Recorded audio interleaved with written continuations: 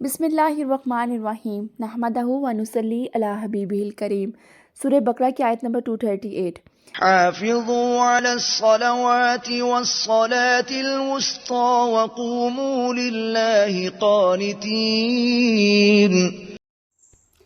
مسلمانوں، سب نمازیں خصوصاً بیچ کی نماز یعنی نماز عصر پورے اہتمام کے ساتھ ادا کرتے رہو اور خدا کے سامنے ادب سے کھڑے رہا کرو۔ اچھا، اس میں کہا جا رہا ہے کہ حفاظت کرو نماز کی حفاظت سے مراد ہے کہ وقت کا خیال رکھو، جس طرح سورہ مومنین میں بھی ارشاد ہوا ہے کہ اور وہی جو اپنی نمازوں کی حفاظت کرتے ہیں یہی لوگ ہیں جو وارث ہیں، جو فردوس کے وارث ہوں گے، جو اس میں ہمیشہ رہنے والے ہیں۔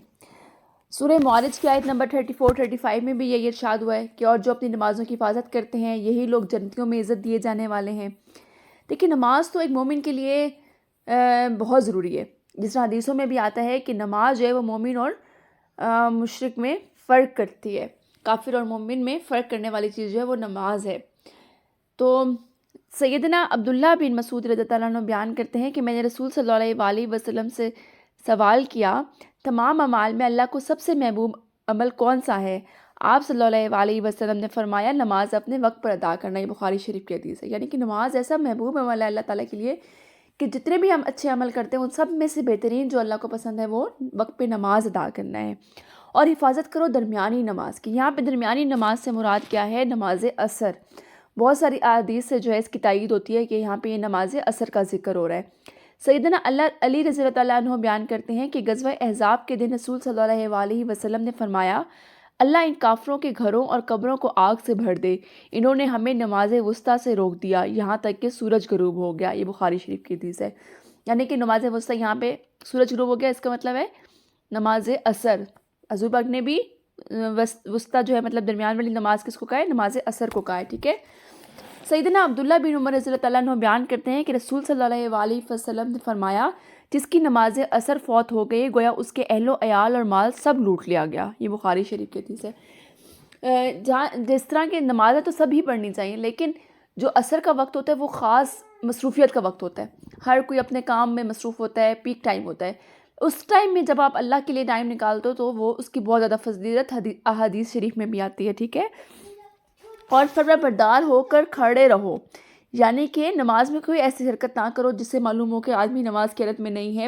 جب آپ نماز پڑھ رہے ہو تو آپ کو یہ لگنا چاہیے کہ نماز ہی پڑھی جا رہی ہے، یعنی کہ ادھر ادھر دیکھ رہے ہو، باتیں، آپ کا دھیان کہیں اور ہے، شیطانی وسوسے آپ کو تنگ کرتے ہیں۔ لیکن ایسی حرکتیں نہیں کرنی چاہیے ایٹ لیسٹ کہ آپ لگے ہی نہیں کہ نماز پڑھو۔ پہلے آپ کو پتہ ہے اسلام میں ایسا تھا کہ جب نماز پڑھتے تھے تو اس کے دوران بات کا جواب بھی دے دیتے تھے، لیکن پھر حضور پاک صلی اللہ علیہ وسلم کو وحی نازل ہوئی کہ اپنی نمازوں کی حفاظت کرو، تو اس کے بعد سے نماز میں بات کرنے کا جو ہے وہ منع کر دیا گیا۔ اسلام کا جواب دے دیا کرتے تھے، لیکن جب یہ آیت نازل ہوئی کہ نمازوں کی حفاظت کرو اور فرمانبردار ہو کہ اللہ کے آگے کھڑے ہو، تو پھر منع کر دیا گیا۔ سیدنا ابو ہریرہ رضی اللہ عنہ بیان کرتے ہیں کہ رسول صلی اللہ علیہ وسلم نے فرمایا، جب تم میں سے کسی کو نماز میں جمائی آئے تو جہاں تک ہو سکے اسے روکے۔ یہ مسلم شریف کی حدیث ہے۔ دیکھیں، آپ جب کسی کو بھی ملتے ہیں، کسی بھی مہمان کو ملتے ہیں، ایون کہ آپ اپنے دوستوں کو ملتے ہیں، رشتہ داروں کو ملتے ہیں، تو آپ کی کیا کوشش ہوتی ہے کہ آپ اچھی حالت میں، بہترین حالت میں ملیں۔ تو جب آپ اللہ کے حضور کھڑے ہو رہے ہیں تو یہ کوشش کریں کہ آپ پاک صاف ہو کے اپنے پورے خشوع خضوع سے اس کے حضور کھڑے ہوں، ٹھیک ہے۔ سیدنا انس رضی اللہ عنہ بیان کرتے ہیں کہ رسول صلی اللہ علیہ وسلم نے فرمایا، لوگوں کا کیا حال ہے کہ نماز میں اپنی نگاہیں اوپر اٹھاتے ہیں۔ پھر اس سلسلہ میں آپ صلی اللہ علیہ وسلم نے بہت سخت تنبیہ کی اور فرمایا، لوگ ایسا کرنے سے باز آ جائیں ورنہ ان کی نظریں اچک لی جائیں گی۔ بخاری شریف کی حدیث ہے، یعنی کہ نماز میں نظریں اوپر کرنے کے لیے بھی حضور صلی اللہ علیہ وسلم نے منع فرمایا ہے۔ اس کے بعد آتی ہے سورہ بقرہ کی آیت نمبر 239۔ فَإِنْ خِفْتُمْ فَرِجَالًا أَوْ رُكْبَانًا فَإِذَا أَمِنْتُمْ فَاذْكُرُوا اللَّهَ كَمَا عَلَّمَكُمْ مَا لَمْ تَكُونُوا تَعْلَمُونَ۔ پھر اگر تم خوف کی حالت میں ہو تو پیادے یا سوار جس حال میں ہو نماز پڑھ لو، پھر جب امن و اطمینان میں ہو جائے تو جس طریق سے خدا نے تم کو سکھایا ہے جو تم پہلے نہیں جانتے تھے، خدا کو یاد کرو۔ اچھا اس آیت میں آ رہا ہے کہ جب دشمن کا خوف ہو اس وقت بھی نماز معاف نہیں ہے، یعنی کہ نماز کی فرضیت اتنی زیادہ ہے کہ جب دشمن کا خوف ہے آپ کو، میدان جنگ میں بھی آپ ہو تو اس ٹائم بھی نماز معاف نہیں ہے، بلکہ جس طرح بھی ممکن ہو، پیادہ چلتے ہوئے، سواری پر بیٹھے ہوئے، جس طرح سے بھی ممکن ہو تم نے نماز پڑھنی ہے۔ ہاں جب خوف کی حالت ختم ہو جائے تو پھر اسی طرح نماز پڑھو جس طرح تمہیں سکھلایا گیا ہے۔ سکھلایا کس نے؟ آپ صلی اللہ علیہ وسلم نے سکھلایا ہے۔ جس طرح کہ سیدنا مالک رضی اللہ عنہ بیان کرتے ہیں کہ رسول صلی اللہ علیہ وسلم نے فرمایا نماز اس طرح پڑھو جس طرح سے مجھے پڑھتے ہوئے دیکھا ہے۔ یہ بخاری شریف کی حدیث ہے۔ نماز کی فرضیت اس آیت سے آپ کو پتہ چلتی ہے کہ حالت جنگ میں، جب جنگ میں خوف کا آپ طاری ہو، تب بھی اللہ تعالیٰ فرماتے ہیں کہ اس صورت میں بھی نماز پڑھو۔ اس کے بعد آ جاتی ہے آیت نمبر 240۔ والذين يتوفون منكم ويذرون أزواجا وصية لأزواجهم متاعا إلى الحول غير إخراج فإن خرجن فلا جناح عليكم فيما فعلن في أنفسهن من معروف واللہ عزیز حکیم۔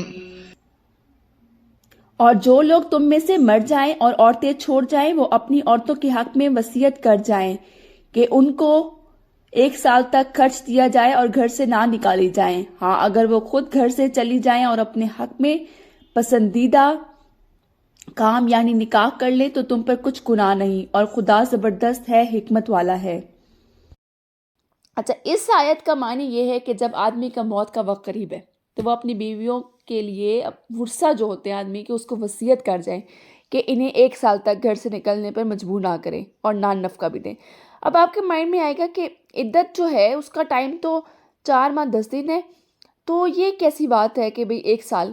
یہ آیت جو ہے یہ عدت والی آیت سے پہلے کی اور یہ آیت منسوخ ہو گئی تھی، ٹھیک ہے؟ اور نان نفقہ بھی ہے جو آ رہا ہے وہ بھی منسوخ ہو گیا تھا، کیونکہ اس ٹائم تک عورت کا وراثت میں کوئی حصہ نہیں تھا۔ لیکن ہم آگے انشاءاللہ پڑھیں گے جب عورت کا وراثت میں حصہ آ گیا تو اس کا مطلب ہے کہ یہ آیت جو ہے یہ منسوخ ہو گئی۔ یہ اس ٹائم کے لیے ہے احکام جب عدت کا ٹائم مقرر نہیں تھا، کیونکہ دیکھیں جب زمانہ جاہلیت تھا تو عدت کا ٹائم کیا تھا؟ 1 سال تھا۔ تو شروع میں جب اسلام آیا تو اس ٹائم پہ عدت کا سال جو تھا 1 سال تھا۔ اس ٹائم یہ حکم نازل ہوا کہ 1 سال تک تم روک کے رکھو، ورثہ کو یہ وصیت کر جاؤ اور ان کو نان نفقہ بھی دو۔ لیکن جب بعد میں یہ آیت ہم نے پیچھے پڑھ لی ہے کہ 4 مہینے 10 دن ہے تو یہ آیت منسوخ ہو گئی۔ اور اسی طرح ہم آگے پڑھیں گے کہ عورت کا بیوہ کا حصہ ہے، اس کے شوہر کے اس میں 8واں حصہ ہوتا ہے، تو پھر یہ آیت بھی منسوخ ہو گئی، یہ حکم بھی منسوخ ہو گیا، ٹھیک ہے؟ ہاں اگر خود ہی عورت جو ہے وہ شوہر کے گھر سے نکل جائے تو شوہر کے اولیاء پر پھر کوئی گناہ نہیں ہے، اور اللہ تعالیٰ جو ہے وہ حکمت والا ہے، بہترین حکمت والا ہے۔ آگے آیت نمبر 241۔ اس وَلِلْمُطَلَّقَاتِ مَتَاعٌ بِالْمَعْرُوفِ حَقًّا عَلَى الْمُتَّقِينَ۔ اور متعلقہ عورتوں کو بھی دستور کے مطابق نان و نفقہ دینا چاہیے، پرہیزگاروں پر یہ بھی حق ہے۔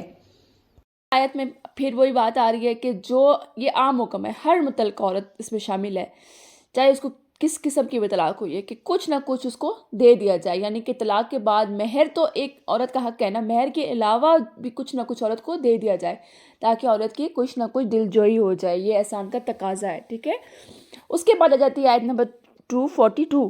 كَذَلِكَ يُبَيِّنُ اللَّهُ لَكُمْ آيَاتِهِ لَعَلَّكُمْ تَعْقِلُونَ۔ اسی طرح خدا اپنے احکام تمہارے لیے بیان فرماتا ہے تاکہ تم سمجھو، اور اللہ تعالیٰ جو ہے اپنے آیات کو کھول کے بیان کرتا ہے تاکہ تم سمجھو۔ آپ مجھے بتائیں، ہم ابھی تک سورہ بقرہ پہ ہیں، 2 پارہ، اور ہم نے انہی 2 پاروں میں ہم نے کتنے زیادہ مسائل سورہ بقرہ میں ہم نے پڑھ لیے ہیں کہ ہم نے کبھی شاید آپ لوگوں نے نہ سنے ہو۔ تو اللہ تعالیٰ جو ہے ایک چیز کو کھول کے بیان کر رہا ہے، اور ہم لوگوں کو ہم نے کبھی پڑھنے کی توفیق نہیں کرتے ہم، تو اللہ تعالیٰ نے قرآن میں خود بھی کہہ رہا ہے کہ اللہ تعالیٰ جو ہے وہ ہر چیز کو کھول کے آیات کو بیان کرتا ہے تاکہ تم سمجھو۔ اچھا آج کا لیسن جو ہے ہم یہیں پہ اینڈ کرتے ہیں، نیکسٹ لیسن جو ہے ہم انشاءاللہ اگلی آیت سے آغاز کریں گے۔ جزاک اللہ خیر کثیرا۔